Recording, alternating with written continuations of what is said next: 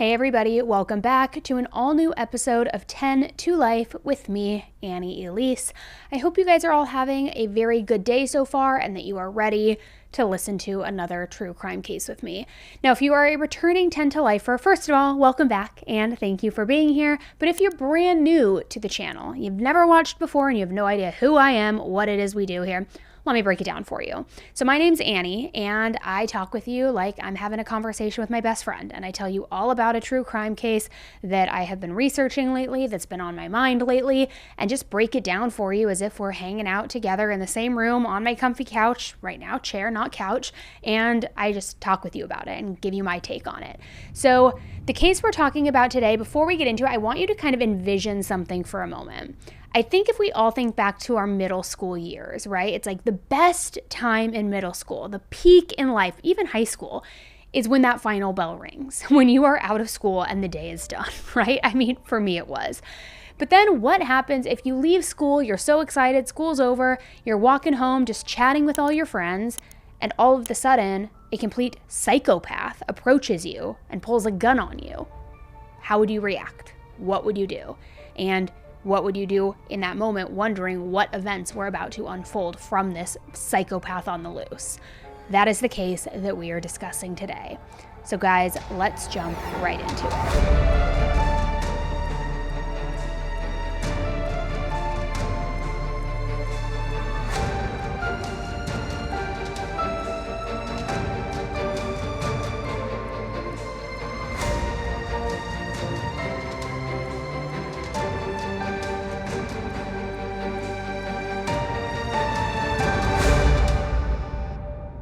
All right, guys, I like to switch up my fragrance based on whatever my mood is that day. And it's kind of like the finishing touch for my get ready with me routine. It's like I do my makeup, I do my hair, I get dressed, and it's like a final spritz before I'm just out the door.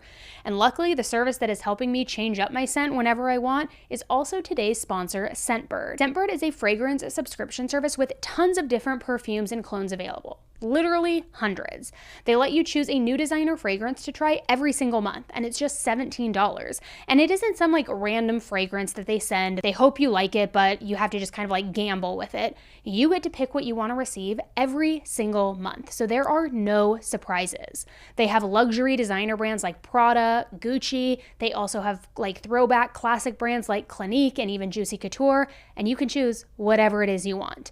Now here is the game changer for me, and I'm gonna show you. With each scent, you actually get a 30-day supply. So you can try it out before committing to a full-size bottle that can cost well over $150, sometimes even like $300 to $500. So it totally takes the risk out if you aren't either vibing with the scent or you want to just continuously change up your scent like me as I try to kind of like figure out what my new scent is going to be that day based on my mood. And also, let me just show you this case. It comes in this like amazing sleek case. You can open it up, bam, you see the bottle there. And let me show you what I picked this month. So I started with Dime 7 Summers. Now this has notes of vanilla, lavender, coconut. I mean, all of these like super fresh things. It makes me feel like I'm like on a beach. Also Roja Elixir, which smells literally exactly what it sounds like. It's like this amber elixir with musk and roses. And I also snagged a mega designer fragrance, Burberry Brit Sheer. Now this one is my favorite because it smells super dainty. It has hints of roses, peach blossom, and this like really flowery soft scent. I know, florals for spring, groundbreaking, but it smells so, so good. Now, even better, if you use my coupon code 55Annie, you will get 55% off, making it just a little over $7 for your first month. I mean, the value is insane.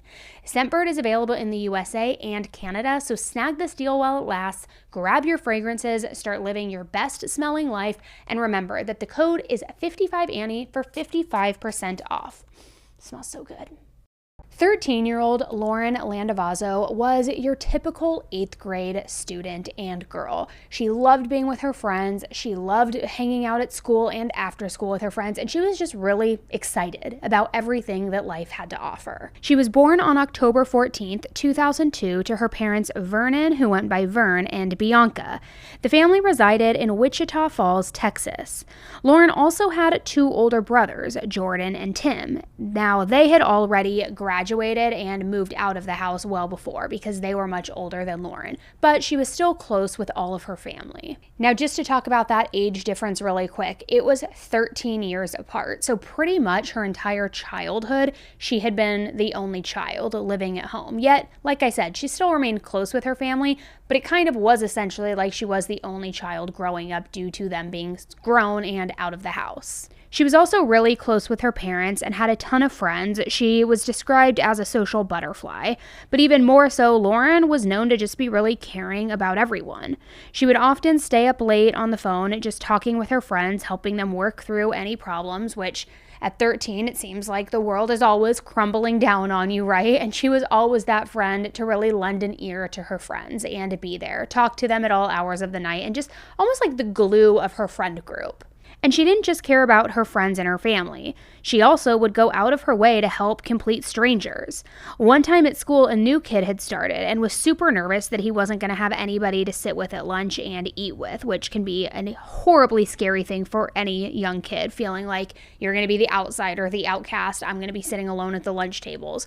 But not on Lauren's watch. She immediately just befriended him and became a friend to this boy and invited him to come sit with her at lunch so that he wouldn't be alone. That was just the kind of person that she was. She cared about everybody. She truly was the epitome of just a caring and kind soul, but she also had this goofy personality that really just kind of helped balance everything out.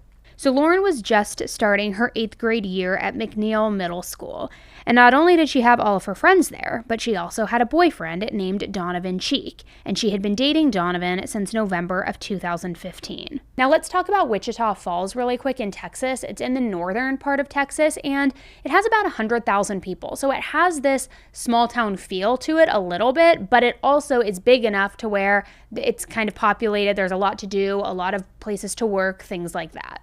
It also has affordable housing, tons of parks, and great schools, so it really made it a wonderful place to raise a family, and it was all Lauren ever knew, and she loved it there. However, despite this being the town that she always knew and the town that she always felt safe in, everything in her world was about to come crashing down at the start of the school year in 2016. And the series of events that were about to unfold, nobody could have possibly ever predicted. On Friday, September 2nd, 2016, around 3:30 p.m., Lauren and her friend, 13-year-old Michaela Smith, took their usual walking route home, and it went down an alley near Kingston Drive in Wichita Falls. Now, the route was fairly popular, as a lot of other students also took it daily to get home. It was still early on in the school year, as I mentioned, so Lauren and Michaela were talking about how they were disappointed that the two of them didn't get any classes together this year for their 8th grade final year in middle school. They also were talking about boys, about friends, at the weekend. I mean, you know, just normal middle school girl chat. The gossip, the talk, the boys, everything. It was a casual, normal conversation, and they're just walking home together. But then, all of a sudden, as they got to the end of that alley, a gold car pulled up near them, and the car stopped. The car was on the other side of the street, just sitting there. So the girls were really confused, as they didn't recognize this man, and they didn't know what was going on. He appeared to be on the younger side, and had brown, shaggy hair, had some acne, a little bit bigger of a nose too, and the driver's side was facing Michaela, and she made eye contact with the guy for a few seconds. But then, out of nowhere, he pulled out a .22 caliber rifle. Stunned and shocked, the girls just stood there, frozen, and that is when he shot Lauren and Michaela. Michaela was shot first and right in the middle of her chest. She was in shock and she had a very difficult time breathing, but she continued hearing more shots following it. Michaela was confused because even though she was hearing multiple shots going off, she herself wasn't getting shot at again, and neither were any of the other students who were on that alley. She ran away, but she felt blood running down her body, so she sat on the ground, stunned at what just had happened, just trying to reconcile all of it in her brain, figuring out what's going on. I hear somebody shooting. They're not shooting at me. They're not shooting at the other kids. What is happening? I mean, everybody was confused at this point, because another friend that had walked home with them that day said, "Is this a joke?" At this point, Michaela was now laying on the ground, but she was looking for Lauren. She finally spotted Lauren, but all she could see were her legs from the level that she was at, because Lauren was also laying on the ground. So once Michaela spots her, she yells, "Lauren, Lauren!" but Lauren's not responding. It was clear to Michaela that Lauren had been shot, and her shots might have been more fatal than hers since she was now unresponsive. So Michaela called her mom using her cell phone to tell her that she had been shot and also that Lauren had been shot. But her mom didn't hear her say that Lauren had been shot, which I would imagine as a parent, when you receive that call and you hear that your child has been shot, everything else probably just becomes a blur, I would imagine, and maybe you can't hear anything else. And it appears that that's exactly what happened in this situation. Emergency personnel arrived at the scene as well as local neighbors so that they could assist.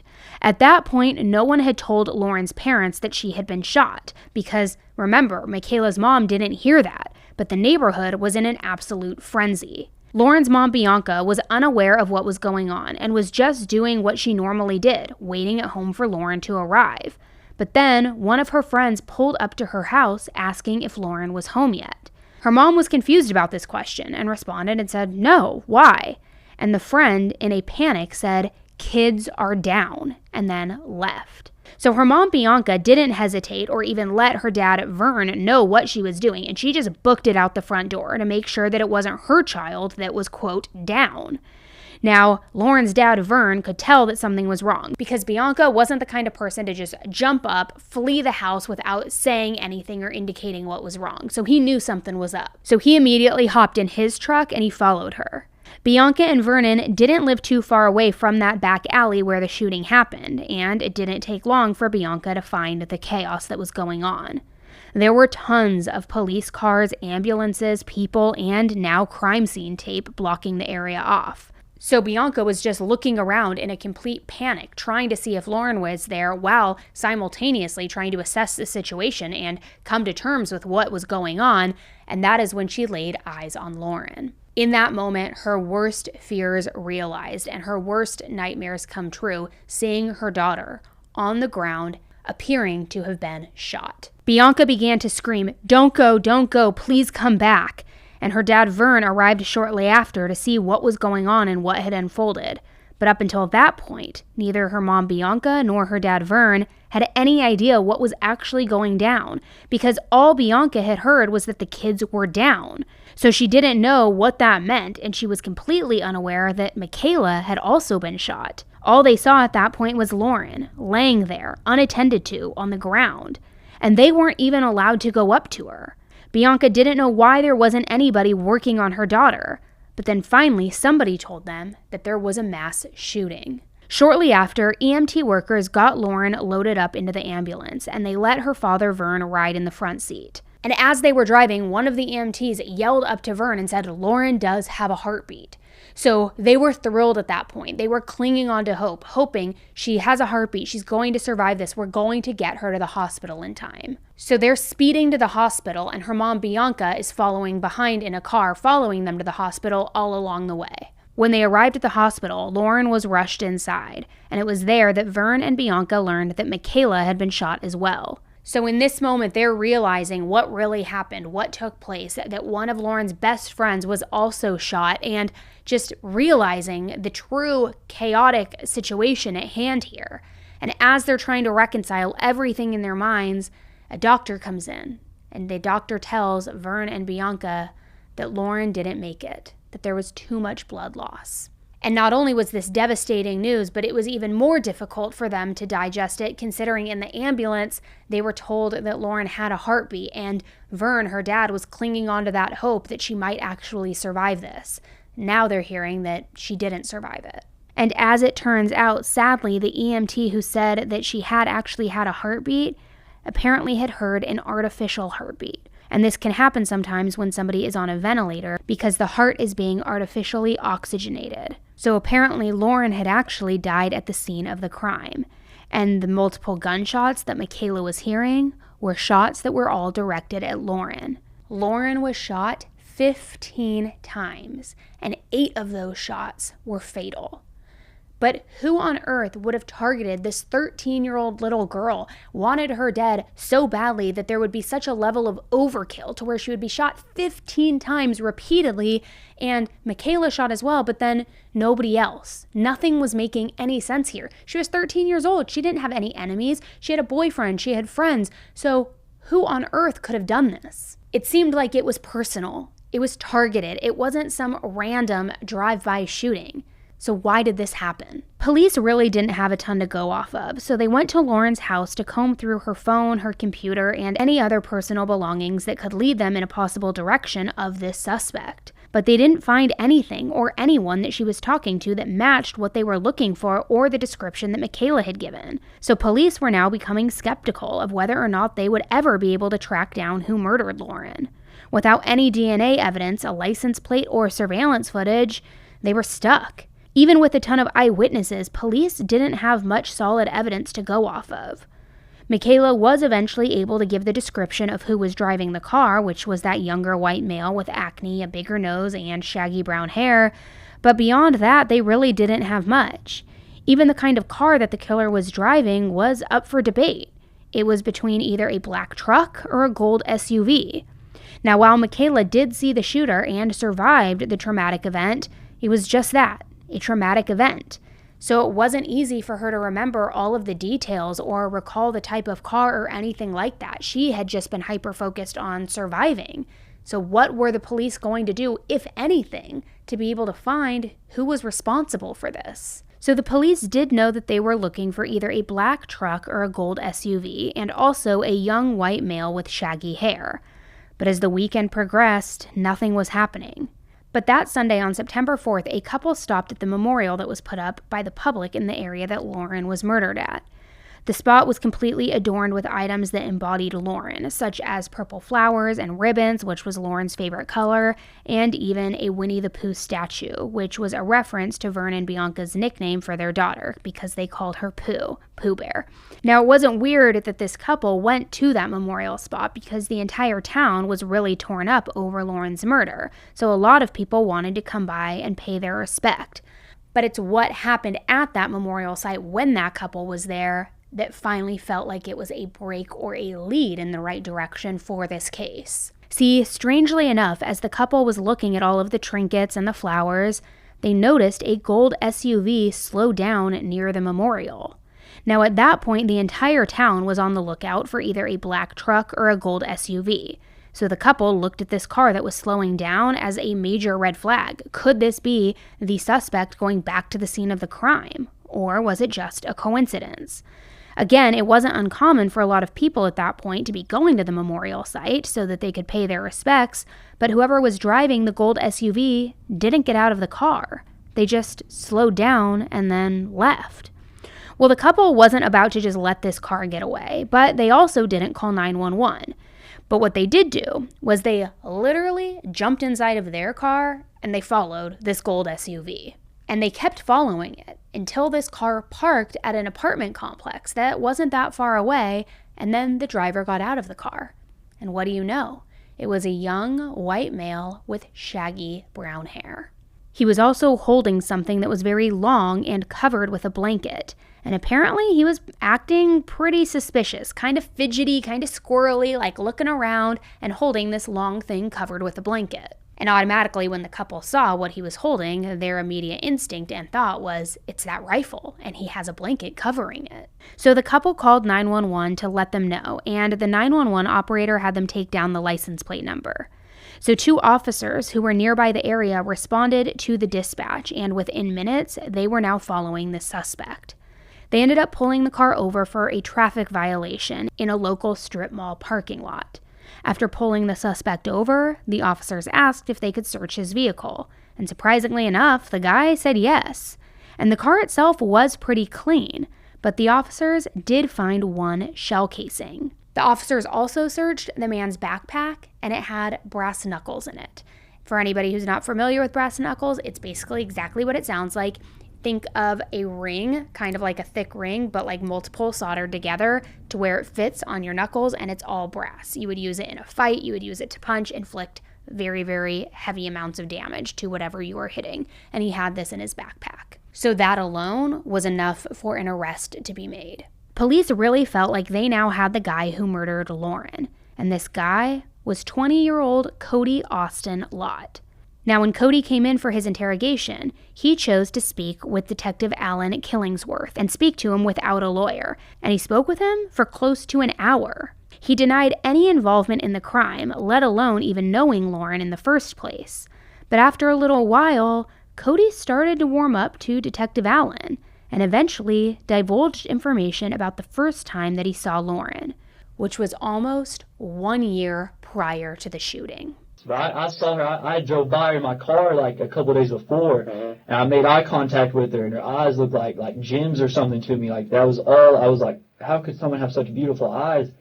And like, I just said what's up to her as I drove by. Like, I just said what's up. I didn't mess with her or nothing. I just drove by her, but I said, I'm not going to let nobody else enjoy that. So you pretty much knew where her route. Oh man, I watched her for about a year, man. For a year, I'd seen her walking with her boyfriend.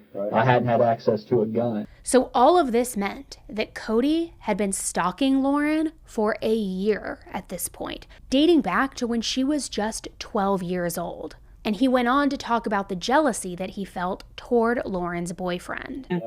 Just get ready, man. This is a story, okay? So just have patience. Let me finish if you don't mind. Okay. Well, I've had a problem, with females for a while now. You can ask anybody I know and they'll tell you absolutely that's something Cody would do. They'd say absolutely he has hate in his heart. Like, I'd seen that girl walk in multiple times with her boyfriend, and her boyfriend was just a little punk-looking kid that wasn't no man. So it kind of just sparked a jealousy in me, man. Then, after hours of speaking with the detective, he finally confessed to what he had done. So they stopped in their tracks, is what I'm trying to say. They stopped in their tracks. And Lauren looked at me like I was joking, or she kind of looked at me like, oh, please. She kind of just turned her head like that with a kind of smirk on her face. Right.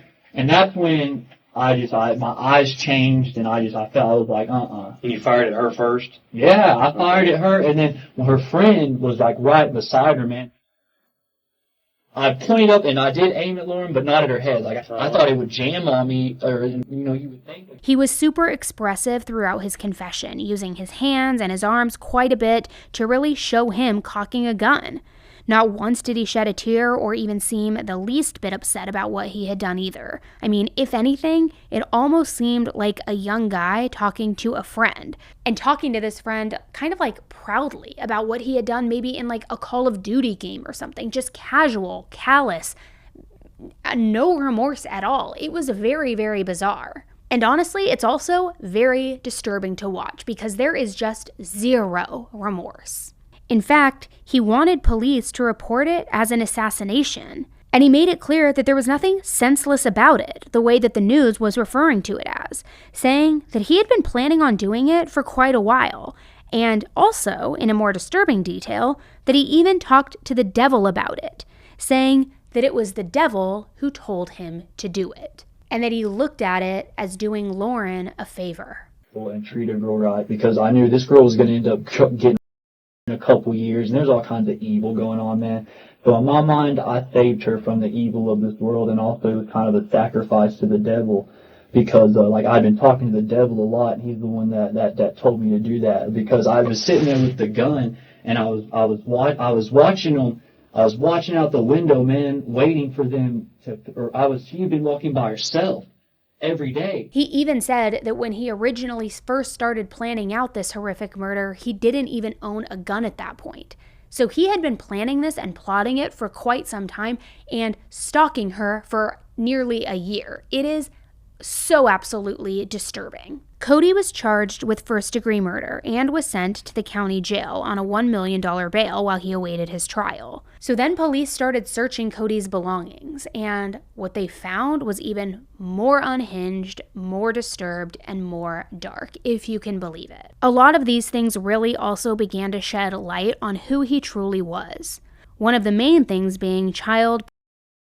It was found on his phone that he had multiple photos of girls under 18 years old engaging in sexual acts, and one of the girls was found to be just 8 years old. Not only did he have the charges against him of aggravated assault, murder, and possession of a prohibited weapon, which was the brass knuckle rings, but now he also had 3 counts of possession of child pornography, which was an additional $30,000 bail. So while everyone was happy that there was now a suspect in custody, there were still a ton of questions that people wondered.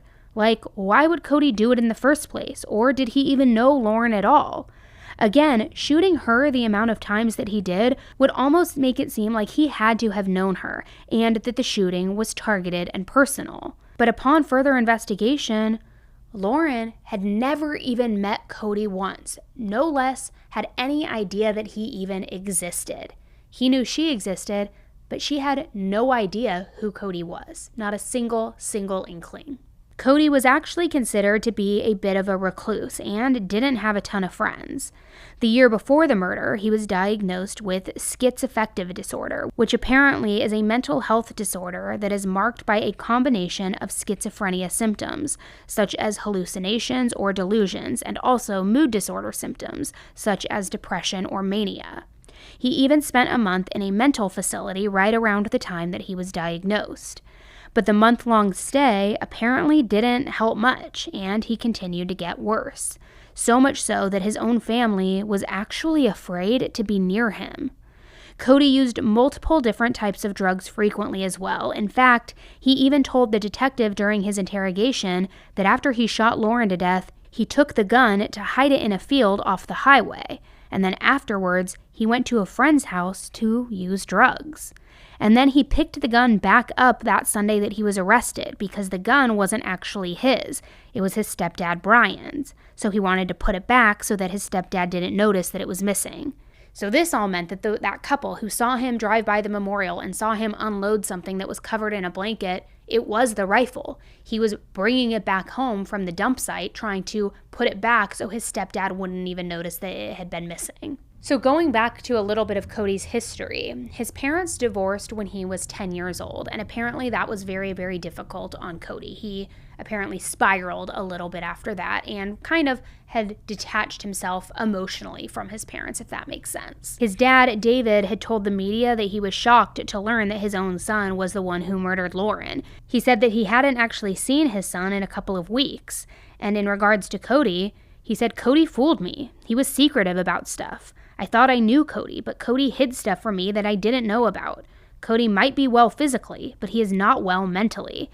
And I have to say, this was really nice because a lot of the times in the media, we see the parents making excuses for their children or trying to justify what they did or talk about how they're the victim in all of this, and his dad wasn't really cutting him any slack, and he was actually saying that Lauren was an angel and he was distraught by all of this. So it was kind of nice to see that, because I feel like more times than not we see the parents try to cover for their own children or make excuses for them. So as the days went on, a lot more came to light about who Cody really was, and the one person who was not very surprised about the arrest was his ex-girlfriend Haley. She came forward talking about the physical and the mental distress that she endured during and after their relationship, which lasted between 2010 and 2012. The two of them met when they were attending Archer City High School, and during an interview, she talked about how the second year of the relationship was the absolute worst, stating, "I had a seatbelt wrapped around my throat. He pushed me down the stairs and busted my head on the dash of his car.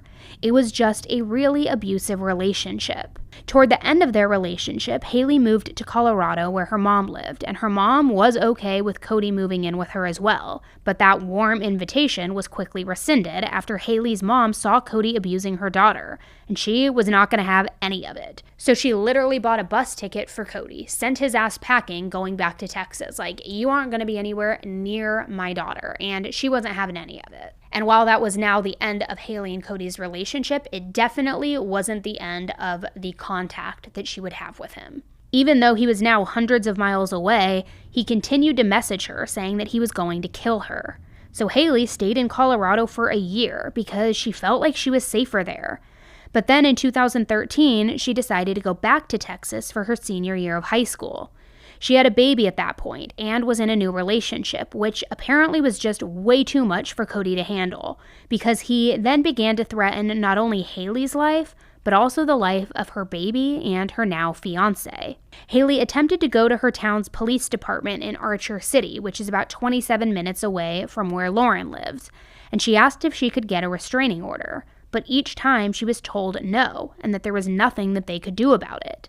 So all she really was able to do was block Cody every single chance she could. But her fiancé didn't block him on Facebook due to wanting to keep some type of evidence of the harassment just in case. And believe it or not, The last time that Haley's family heard from Cody was via Facebook on September 2nd, 2016, and it was at 10:22 a.m. This was about 5 hours before Lauren was shot to death. It is so disturbing to think about. And in the message, he said that he was going to torture Haley and her son in front of her fiance and make him watch all of it. I mean, truly sick and truly deranged. So Lauren's funeral was that Thursday on September 8th, and that's where tons of Lauren's friends and family gathered to honor her life, which included hundreds of beautiful lanterns being released into the sky. Now, while Cody was awaiting his trial in the county jail, Judge Robert Brotherton ordered him to do a competency exam to make sure that he was mentally fit to go to trial. And that spring, after going through the exam, Cody was found to be presently incompetent to stand trial. Apparently, Cody didn't seem to comprehend what was to come with the trial, and his attorneys were unable to communicate in any sort of effective way with him. So then, he was sent to a maximum security mental facility to get him prepared to go to trial. In July of 2018, Lauren's parents, Vern and Bianca, sued Cody and his mom and stepdad, Christy and Brian, due to negligence, and they sued for $1 million. The negligence claim came from the fact that it was Brian's gun, and that both Brian and Christy knew that Cody was suffering so many different mental issues and situations, and the schizophrenia and the depression, and they knew that he was a risk and a danger and didn't do anything about it. They left him alone with a car and access to guns while they were away on vacation. However, the stepdad Brian claimed that Cody didn't even live there and broke into the apartment to steal the gun and steal the car. But even so, they still knew about the schizophrenia, they knew about his past criminal history, which I'm going to get into, and they knew about his mental health issues. So going into the criminal history, Cody had also been charged with felony theft resulting in a 3-year probated sentence, and even an armed standoff in Baylor County, Texas. This was with the police back in June of 2015. I mean, get this, Cody was at his grandma's house, threatening to shoot people, and a hostage negotiator was called in. It was a pretty big deal, but it didn't result in anybody being shot, thank goodness. Now, at the time of this standoff, he didn't have any drugs in his system, just a few sleeping pills, but strangely enough, he was never charged for any of this situation. A full-on hostage negotiator had to come in, and it was a standoff with police, and he was never charged. If that doesn't throw up red flag, honestly, I don't know what does. Then a couple of months later, Cody's criminal trial began. This was on September 13th, 2018. During opening statements, the district attorney told the jury that there was enough evidence to prove that Cody knew exactly what he was doing that day and that he had the mental capacity that day to know the difference between right and wrong. It was a very, very emotional trial, and even emotionally charged, because there were several witnesses, so many testimonies, and a lot of the witnesses were the students who were in the alley that day of the shooting. One of those witnesses was also Lauren's best friend, Michaela, who was also shot. Michaela took the stand, and she described the moment that she saw Lauren lying on the ground. That's when I was really starting to look for my friend, and I turned and all I saw was her legs, and she was laying on the floor,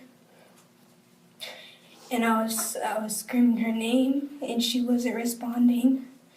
So that's when I got out my phone to call my mom, because I wanted to tell her my friend was hurt. So I was calling her and it wasn't going through, and then her call kind of overrided mine, so I answered, and I was telling her that Lauren got shot, and she couldn't hear me, and I told her about 2 more times, and she still didn't hear me, and then I said I got shot, and she heard me, and I was hearing her run, and she was telling me not to move, and I was kind of I was scared because my friend, I want her to get here quick, and I was walking, I didn't want to go over to her because I thought I would make it worse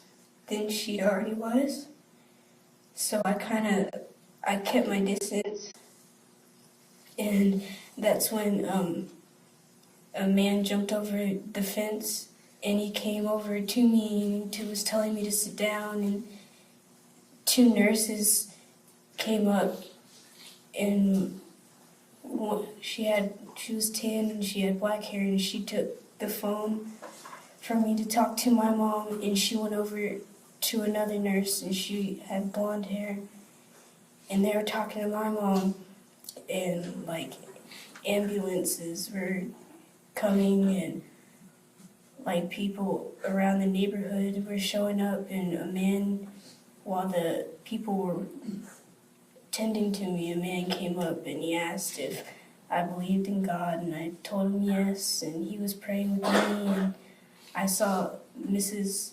Landavazo, and her friend was there, and like I heard her scream, and she was just in shock, and like no, I was asking questions, I was asking if Lauren was okay, and no one was answering me, and I was getting mad, but I was being cooperative and answering the questions they had, and they put me on the gurney, and they were rolling me to the ambulance, and I just saw Lauren, and I saw a white sheet over her, and I was still hoping that like maybe she was still alive.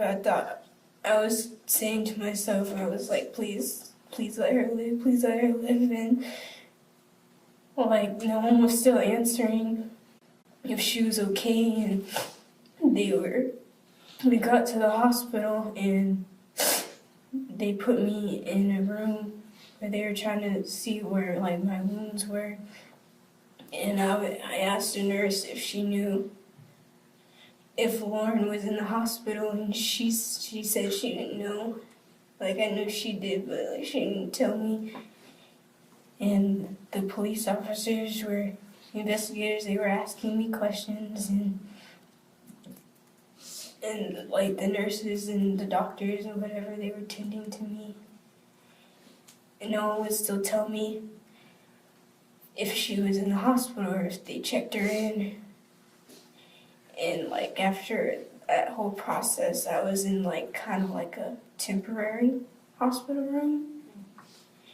And my dad wasn't there yet, but my mom was waiting kind of outside. She was in the room. And then my dad came in, and then they called my brother to Kaylin, and like he finally showed up, and at first he couldn't even come into the room, he couldn't even look at me, because he was so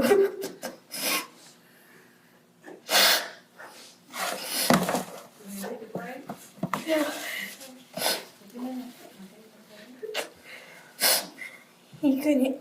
He couldn't even look at me because of like the state that I was in. But he came into the room, and he was holding my hand, and he was seeing the blood stains that were on my hand, and I was just trying to put on like a happy face, because I don't really see my brother cry like that. So that was kind of, yeah. Michaela's testimony was heartbreaking to hear, especially being that at the time of the trial, she was still just a kid who had endured such horrible trauma. She discussed how the day still affected her day to day, and she said that not only did she think about what happened on days such as Lauren's birthday or the anniversary of the shooting, but she said that she also thought about it often due to the fact that the bullet was still inside her body at that point, because her surgeon told her that it was too risky to take it out due to where it was lodged, and that she would have to wait until her body just naturally rejected the metal and pushed it out of her skin, basically. Because at that point, once it's being rejected and pushing out, they'll be able to cut it out of her. So it was a constant reminder for her every single day to live with. And in addition to just being something that would like taunt you emotionally and remind you emotionally of it every day, it's something that physically hurt her as well. She said that there would be certain positions that she would be laying down in when she would go to sleep, and it would physically hurt her and constantly remind her of what happened. Also, on day 1 of the trial, the jury viewed dash cam footage from the crime scene, and that picked up the gut-wrenching screaming that was coming from Lauren's mom, Bianca, when she realized it was Lauren lying there on the ground, not moving. And just a forewarning, guys, the screaming is absolutely horrifying to listen to.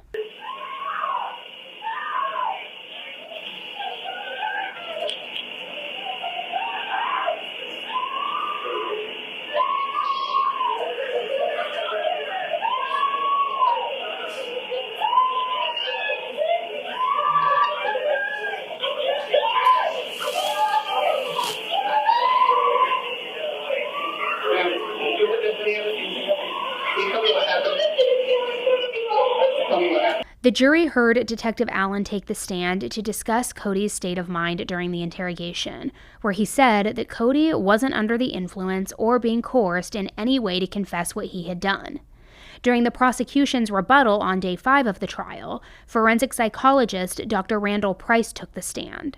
Randall had interviewed Cody the month before the trial to get an idea of what Cody's state of mind was like the day that he shot Lauren, and a lot came out with the interview, such as Cody admitting that he ran out of ammunition when shooting Lauren, and that's why Michaela wasn't shot to death as well. And during the interview, Cody acted similar to how he did during his initial interrogation, where he was almost bragging and laughing about what he had done, like he was casually talking about it and proud of it, just talking with a friend. I mean, very, very eerie and certainly bizarre. So this meant 2 years later, after the murder, he still didn't seem to care or have any remorse for what he had done. On the stand, Randall discussed how Cody had been partaking in hard drugs since the age of 13, and how that can apparently have serious effects on a developing brain.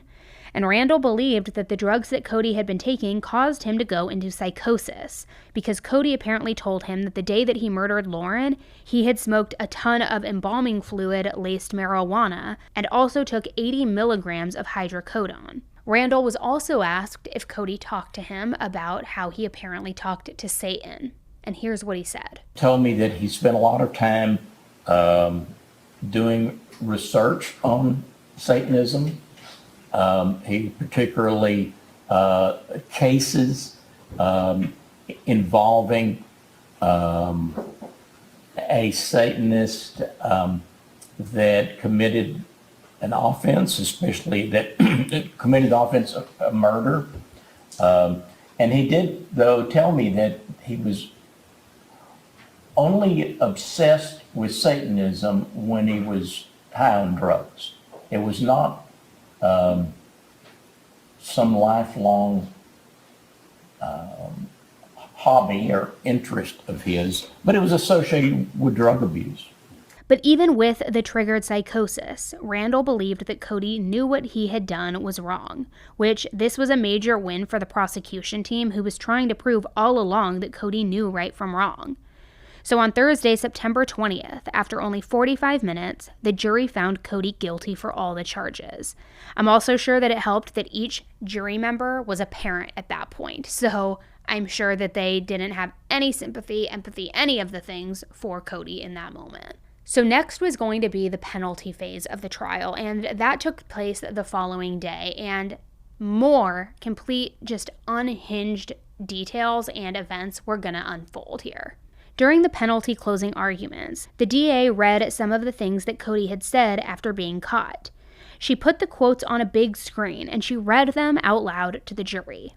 The first thing she read was something that Cody talked about in his interrogation, which said, "God worked for that girl today, because I had almost put the gun up right before they caught me, and I was on my way to get a sack of weed and forget about this whole ordeal. If they would have pulled me over, I don't know if they would have ever even gotten me." Another quote she put up was him discussing what would happen if he was let out of jail, and it said, "Like it would happen again, you know, like it would all happen again." And I'm going to let you listen to these next two quotes because her commentary on it is honestly gold. When it being interviewed by Detective Killingsworth, he responded, I said, "Man, what if I wanted to go into a fucking mall? These are the times we live in. This is the evil that surrounds us. And we have evil sitting right over there at council table, looking straight ahead, won't look at me, will he? He's proud of what he did, why won't he look at me? And unleash this anger I had."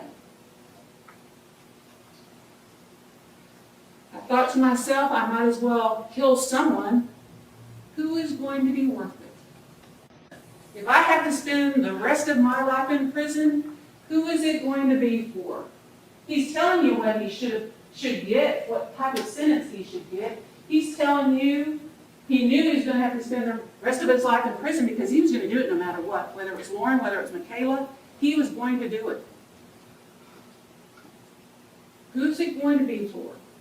I have to sacrifice someone of good quality for the sacrifice. Good quality. I submit to you, that's a quality family right over there. Didn't deserve it. No one deserved what he did that day. I just meant I want them to announce it as like it's assassination. And then he laughs. The audacity to laugh. After he's done this. I mean, this is 2 days later. He thinks it's funny. He's on this assassination thing. This senseless act of violence, I said, how is it senseless? There was nothing but sense put into it. I said that it's a sophisticated assassination.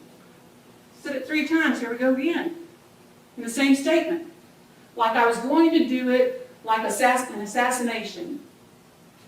Is what it pissed me off when Daryl Franklin said this senseless act of violence. I said, dude, this was a sophisticated fucking assassination. He wanted everybody to know what his intention was 2 days later.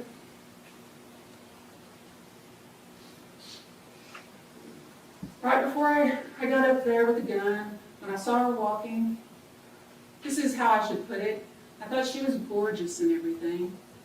When I saw her walk with the black girls, I guess it just, how my mind played, I said, fuck this bitch. Like I didn't see no worth in her. No worth in her. Her parents saw worth in her. The Smiths saw worth in her. Michaela saw worth in her. But that evil man sitting right over there, looking at the screen, didn't see worth in her. He's a cold, callous, calculated killer. That's what it comes down to.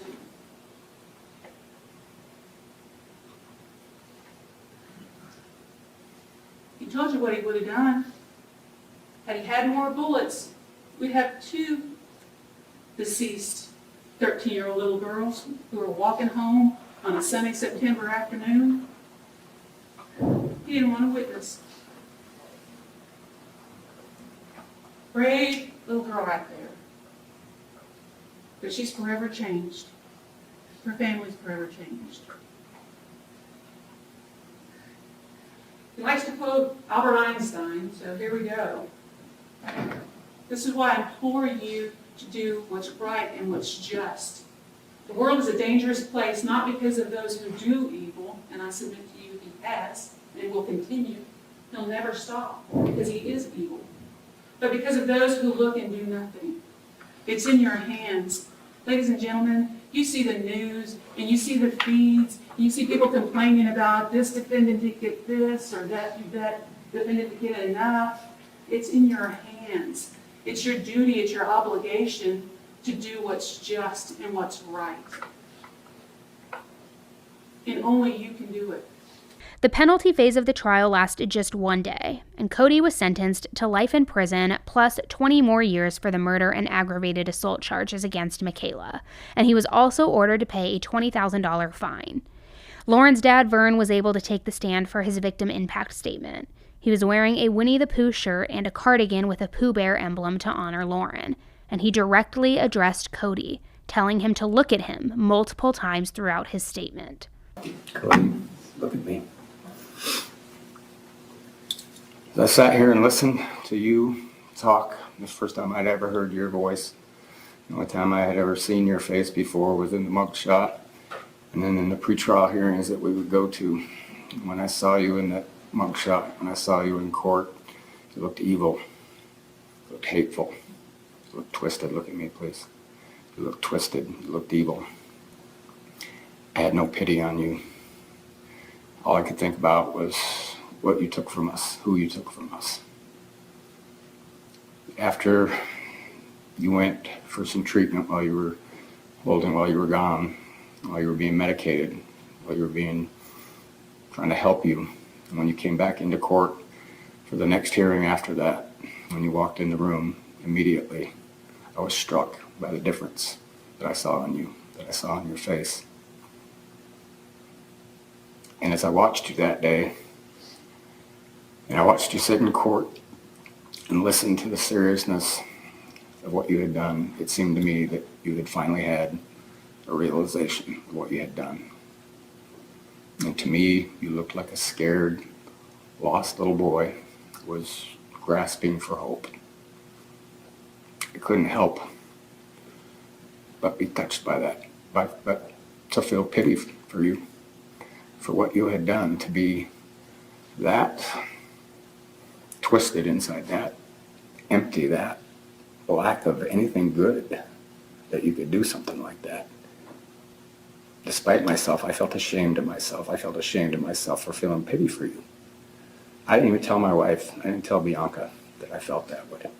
I didn't find out till last night that Bianca also that day felt those same things. I was too ashamed and too embarrassed, please look at me, too ashamed and too embarrassed to tell me that we felt pity for you. Despite what you had done to our daughter, to Michaela, to all those kids that were out there that day, the impact on so many people, I still felt pity for you. We're still struggling to try to find a way to forgive you, to not carry hatred. In my heart, you're a human being. I try to treat the world the way I want the world to treat what I treasure the most. It's my children, my daughter. You'll never know the treasure, the greatest treasure, the only thing that matters in life. It's not material things, not titles, it's not wealth. It's not power. It's love, and there's no greater love than the love of parents and children, between parents and children. You'll never know that. For that, I pity you. Choices that you made that day. The only thing that you said that was right was about how beautiful Lauren was. How she was an angel. She really was. She was sent down as a blessing. Part of our test in life. When you have a love like that you obviously don't know, there's nothing greater than that. It's the only thing you're going to take with you out of this life. It's what you have in your heart. And I do pity you for what's in your heart or what's not in your heart. The choices you made caused so many other people to suffer. We have no choice. The grief that you gave us, we'll live with that until we die, until we go home and see our daughter. We don't have a choice. Choices that you made, you're going to suffer the consequences now. You're not going to know the greatest gift in life. You're not going to know what it feels like to be a father, to hold a baby, a child that you helped make.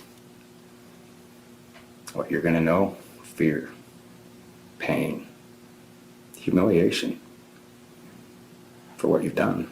And the ironic thing about that, if Lauren had known you, had known the pain you had inside of you, you had been able to reach out like a human being, that this is a good person I see, this is somebody, a light that I see, a goodness.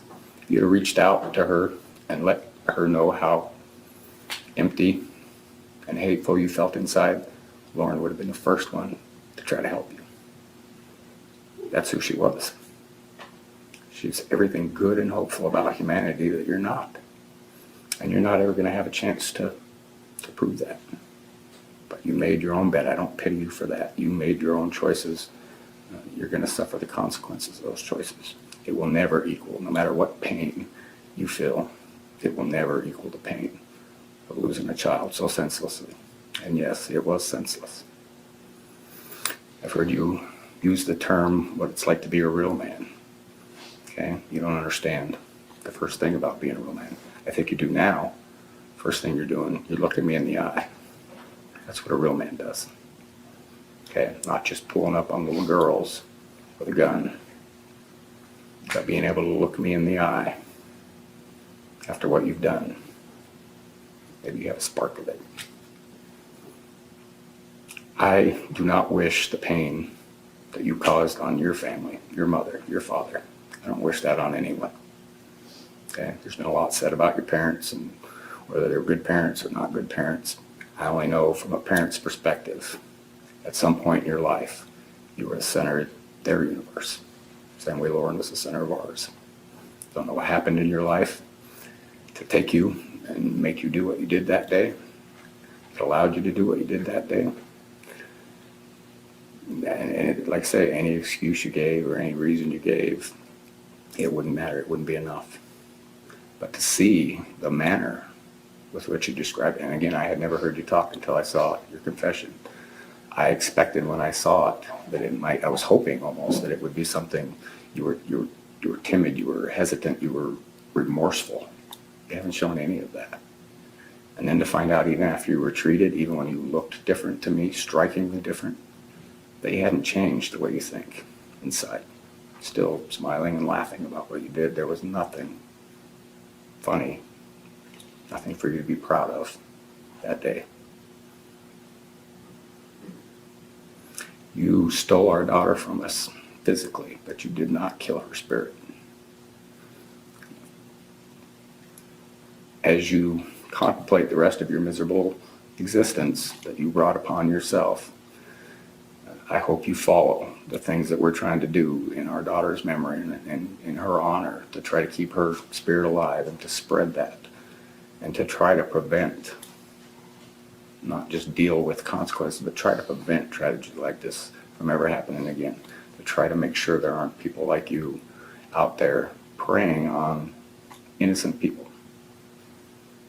And we don't mean by physical violence stopping you. We have to touch people's hearts. And that's the problem with the world. People don't look at each other as human beings. They don't treat each other like human beings. We divide ourselves. And again, we approach life as a contest. What can I do for me? What can I do for me? That's not what life is about. That's not what being a man is about. If you have all the power in the world, but that doesn't make you a man. What makes you a man is what's inside your heart. Your empathy for other human beings. And the desire not to hurt anybody. That shouldn't even be an issue. But how can I help? How can I help somebody? I don't know if there is help for you. And I do feel pity for that. But that's your choice. You brought that on yourself. We all have to live with your choice that day. I hope within your heart that you're able to reconcile what you've done. Quit feeling sorry for yourself. Start thinking about what you've done to others. Because whatever's in your heart, that's the only thing you're going to take with you when you leave. Vern's statement went on for another 5 minutes, and I will link it in the description because I highly encourage you all to listen to the statement in its entirety because it is very, very powerful, and it's just very moving to listen to. So Cody has tried to appeal his conviction, and he has actually tried multiple times, but luckily he has now been denied and he has run out of appeals. And when he was denied an appeal back in 2020, Lauren's mom, Bianca, was absolutely thrilled. And she went to Facebook saying, "Great news today. Cody Lott's final appeal was denied. He will rot in prison where he belongs. It's finally over." But even though he's not eligible for any more appeals, he is eligible for parole after he has served 30 years in prison. And I really hope he doesn't make parole because he point blank said that it probably would happen again. So that just seems like a huge, huge risk to put somebody like that back on the street who suffers from mental health issues, who's clearly dangerous, who enjoys murder and killing, and stalking. Hopefully it never happens, but I guess we'll talk in, 20 years, right, guys? This case is one that just really got under my skin and I felt like I needed to share because not only for how senseless this was, but when you think about it, Lauren was a 13-year-old kid, innocent, had a boyfriend, had friends, loved her family. She didn't even know this guy. She didn't even know Cody. She didn't know that she was being stalked since she was 12 years old. She didn't know that this guy was fixated on her and jealous of her boyfriend and wanted to kill her. She was just living honestly, a life that most 13-year-olds should live where it's kind of you don't know that there are those dangers in the world. You're not even aware of it because you do kind of live in your safe little bubble. And I don't know that that's always the right thing to do because you should be aware, but She was just innocent in all of that. That's the best way to describe this. And Cody isn't like he had some fluke, there's an excuse, or he like went off on like one mega crazy escapade and ended up killing somebody. He had no remorse. He stalked her for a year. He planned this. He plotted this. And even 2 years later, when he was being interviewed and not on drugs, since he had been in jail at that point the entire time, he was still excited about what he did. Probably kind of getting some sort of high off reliving it. And I mean, the fact that he would be eligible for parole after 30 years means he would be somewhere in his 50s, meaning that he could still go on to live a full life, find love, have grandkids, all of these things. No. No, no, no. In my mind, you snuff somebody else's life out, your life should either be a wrap or you should be locked up for the duration of it. Like, there is no rehabilitation in my eyes for somebody like this, who is just so clearly evil, calculated, and cold, and then shows zero remorse whatsoever and zero emotion. And hopefully when that time comes, he gets denied. But I guess, again, we'll see. Thank you guys so much for tuning in to hear Lauren's story today. If you are a parent, I highly, highly encourage you to just educate your kids on things to look for, to be aware of. Not to say that Lauren could have really even looked for anything. I don't think that she could have. This was all unbeknownst to her. But I think it also is definitely a good illustration of make sure your kids always have the buddy system in place, whether they're walking home from school, going home from a movie, never really alone, because you never know what true evil is lurking out there in the shadows that doesn't even have to have a reason for you being aware of their presence. They could just be stalking you from afar. It's very, very scary to think about. So I hope that these videos generate some sort of awareness and educate a little bit on different things that have happened to where we can learn from these cases and learn how to educate, be more aware, be more careful, know the signs to look for, the red flags to look for. I don't know. I'm going off on a little bit of a tangent here, so I'll wrap it up. Thank you again, Scentbird, for sponsoring today's video. And guys, don't forget to go to their site and use code 55Annie for 55% off. All right, guys, thanks again. And don't forget, before you head out, hit the subscribe button really quick so that you don't miss any of my future videos. It's totally free. Give this video a like, comment with your thoughts below, and I will see you on the next case. But until then, stay safe.